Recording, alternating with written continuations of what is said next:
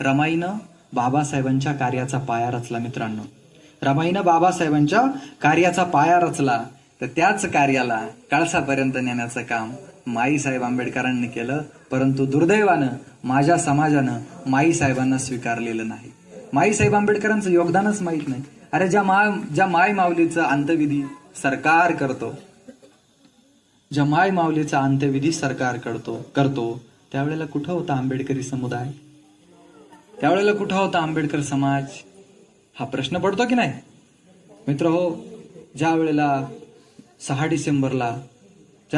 डिसेंबरला लोक मेणबत्त्यांची रॅली काढत असायच्या, त्यावेळेला सविता आंबेडकर खिडकीतनं डोकून बघायच्या. माझ्या पतीची त्या ठिकाणी 6 डिसेंबरच्या दिवशी रॅली काढतायत अभिवादनाची, पण माईसाहेब जाऊ शकत नव्हत्या, कारण या समाजानं त्यांना स्वीकारलेलं नव्हतं.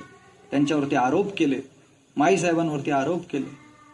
पण मित्रहो, ज्या माईसाहेब आंबेडकरांनी त्यांच्या जीवनामध्ये बाबासाहेबांच्या प्रकृतीची काळजी घेतली, आणि म्हणून बाबासाहेबांनी भगवान बुद्ध आणि त्यांचा धम्म या पुस्तकामध्ये प्रस्तावनेमध्ये लिहिलं की लोक माझी मालवती ज्योत म्हणून गणना करत होते. लोक म्हणायचे की बाबासाहेबांची ज्योत आता ही मालवती आहे.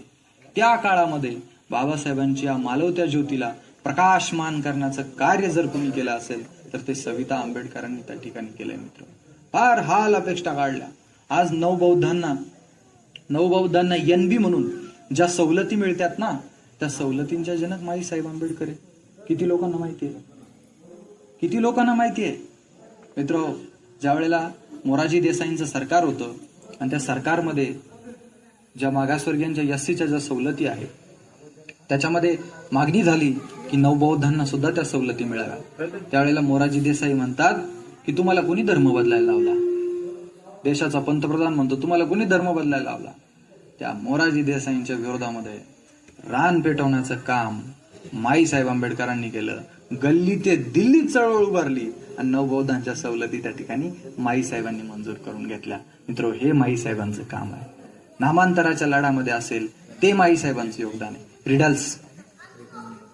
रिडल्सचं आंदोलन आपल्या सगळ्यांना माहित असेल. बाबासाहेबांचा ग्रंथ जो इथल्या प्रस्थापितांनी त्याची पानं फाडली बाबासाहेबांच्या ग्रंथाची, ती प्रकाशित होऊ दिलं नाही.